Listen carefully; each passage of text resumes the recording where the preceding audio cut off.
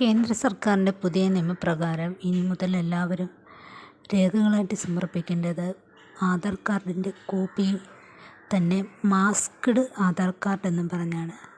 ഇതിപ്പോൾ നമുക്ക് കേന്ദ്ര സർക്കാരിൻ്റെ ഒരു വെബ്സൈറ്റിൽ കിട്ടും.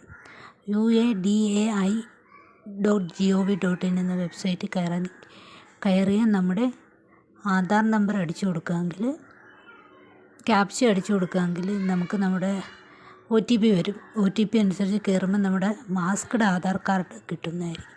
അത് നമ്മൾ ഡൗൺലോഡ് ചെയ്ത് സൂക്ഷിക്കുക. അത് കോപ്പി എടുത്ത് വേണം ഇനി നമ്മൾ അയക്കേണ്ടത്. ഈ കാർഡിൻ്റെ പ്രത്യേകത എന്ന് പറയുന്നത് ഈ കാർഡിൻ്റെ നമ്മൾ 12 അക്കത്തിനകത്ത് ലാസ്റ്റിലത്തെ 4 അക്കം മാത്രമേ ഇത് മുതൽ ആധാർ കാർഡിന് അത് കാണത്തുള്ളൂ. കാരണം ഈ ആധാർ കാർഡ് പലരും ദുരുപയോഗം ചെയ്യുന്നതായിട്ട് മനസ്സിലായതിൻ്റെ പ്രകാരമാണ് പുതിയൊരു നിയമം സർക്കാർ കൊണ്ടുവന്നിരിക്കുന്നത്. അത് എത്രയും പെട്ടെന്ന് എല്ലാവരും കൈക്കലാക്കുക, പോയി വാങ്ങുക. എന്നിട്ട് വേണം ഇനി മുതൽ ആരും ആധാറിൻ്റെ ഫുൾ നമ്പർ അടങ്ങിയ കോപ്പികളൊന്നും എങ്ങും കൊടുക്കേണ്ട ആവശ്യമില്ല. എല്ലാവരും ഇനി പുതിയ കോപ്പിയാണ് കൊടുക്കേണ്ടത്. അതാണ് അവസാനത്തെ 4 അക്കത്തിൻ്റെ കോപ്പിയാണ് ഇനി കൊടുക്കേണ്ടത്.